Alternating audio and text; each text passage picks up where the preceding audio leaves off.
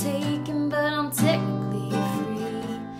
But you want it so bad, so you just keep on telling lies.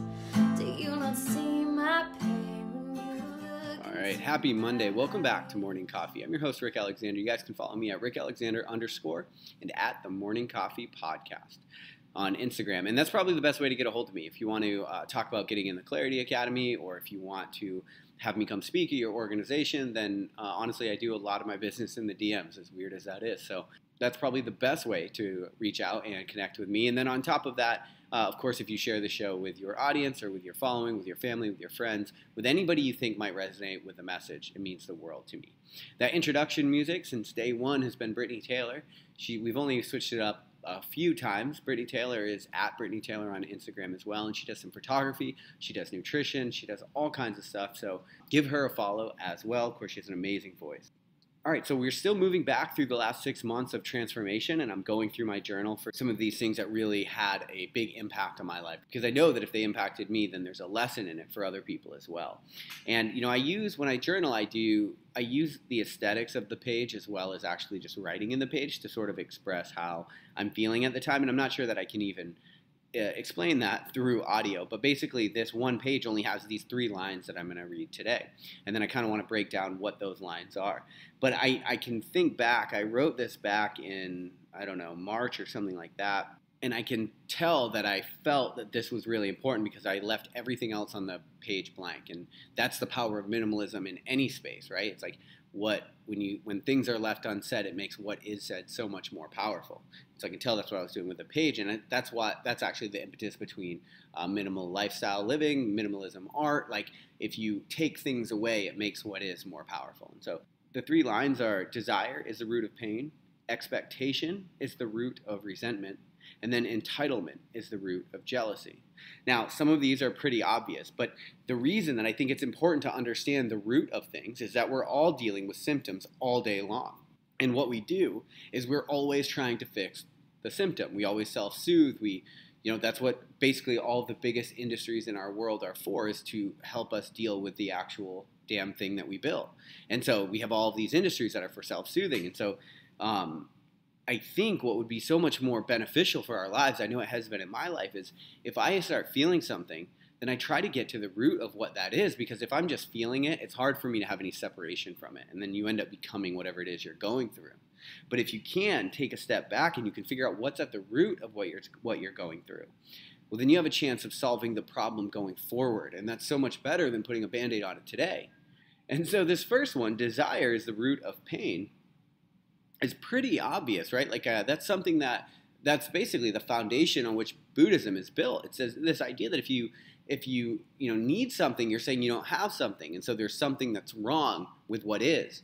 And so, yes, desire is the root of pain, but to think about it in your own life, where are you experiencing pain, and then get down to what the desire behind that pain is, because it might not be so straightforward. Like, sometimes we're in pain because we miss somebody. But if you really think back to what it was like at the end when you were with that person, it actually wasn't that good, and it actually probably needed to end, and you actually know that. But because you have this intense desire to be with somebody, and maybe somebody that you miss or whatever, and this is just one example, well, then you're in this situation where you're desiring something different than what is, but you actually wouldn't want what you could desire in the first place anyway if you could have it, right? Because you're forgetting about all of the stuff that wasn't so good, that for whatever reason. And so that's just one example. If you can get to the root of what's going on, you can actually, reframe the desire quite a bit and just take a lot of pain away by understanding that your mind is kind of playing tricks on you, because everything's not all so straightforward. And most likely the moment actually has everything that you need. That's something that I believe deeply. The moment has everything you need in order for your soul to evolve. And I truly always believe that. But as humans, it's part of our condition. We have this memory, so we remember how things were. But like I've said on here a million times, the past doesn't actually exist. It's only in your head. And so if you're desiring something that was, it's just because you're missing what is. And so you can take a lot of your pain away by getting to the root of it. Expectation is the root of resentment. And that sort of goes along these lines of entitlement. I think if you're born in Western culture, you basically don't get to not be entitled to something. I was thinking about this as I was talking to a friend Her dad was saying their house was taken away. And I'm like he grew up in another country, in a third world country in another time. He had his house seized by the government and basically had to flee to Mexico and to the U.S. And what's interesting is I was thinking about that. And it's like, oh yeah, see, that's why I have entitlement, because that shit doesn't happen to me. And it was never expected that it was going to happen to me. I basically grew up knowing the government was probably not going to take my house unless I was born in the middle of a railway or something crazy, right? And so I have some entitlement. And so I have some entitlement about what's mine and what I should have. And the only reason I'm saying that is it's good to know. It's good to know where you stand with things, right? Because it's like, where is this damn resentment coming from? Because resentment will eat you alive if you don't address it. Truly, it will wreck your life, because it will just grow and grow, and since it lives under the surface, you're never paying any mind to it. So you got to pay mind to the things that you expect from other people, and are you putting expectation on them that's quite honestly not fair to the situation? Okay, and then the last line is that entitlement is the root of jealousy. Well, actually, that's Western culture personified. That's the keeping up with the Joneses. So I was actually going to go down this long example, but I don't need to. That's keeping up with the Joneses. That's what, that is what jealousy is. But you have this entitlement that you're expected to have something that's nicer or better. And now you're looking at all the wrong metrics in life, because nicer and better and all that shit doesn't mean anything over the course of your life. And so jealousy is a tough one to root out anyway. Like, it's just something you want to root out of your life, because it's no good. You're using the wrong form of comparison. We have comparison so that we can feel safe in the world, right? Not to put where you're at over where someone else is at, because you have such an incomplete picture of where anybody else is at that if you have any kind of jealousy, it's just because you're looking at the problem wrong. So we got to root that out anyway. The question for you today, if you're in your morning commute or whatever, is like, where in your life are you experiencing pain, resentment, or jealousy? And then the thing to ask yourself is, okay, so desire is the root of pain. What am I desiring right now that I'm not getting? How could I reframe? How could I think about that a little bit differently? Expectation is the root of resentment. So if that's the case, then where am I expecting something that perhaps that expectation is no longer fair, right? And maybe it's because you haven't communicated what it is that you need. So you're expecting someone to know what it is you need, but because you haven't clearly communicated it, you're resenting them for it. I don't know how many times that happens in relationships or business relationships. It's like one person has an expectation of what they need, so they expect it from the other person. Because they can't clearly communicate it, it doesn't happen, and they start to resent that other person. That's another one.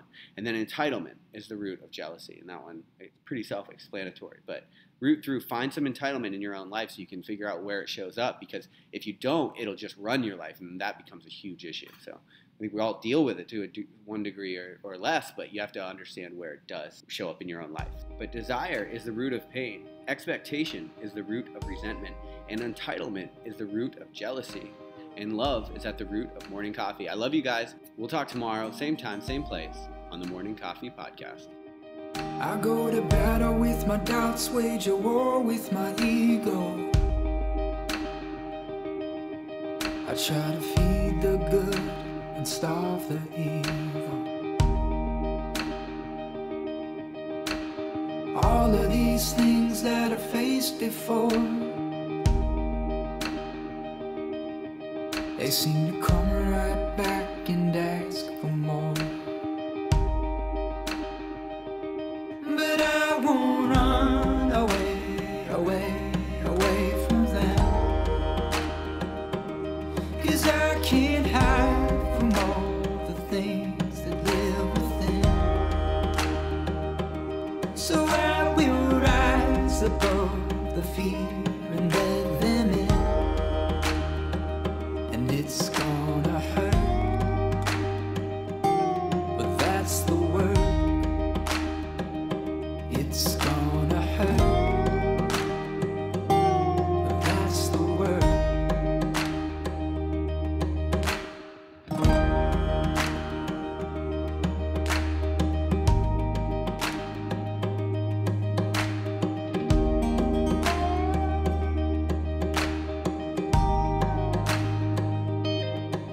I keep reminding myself that I've got the key,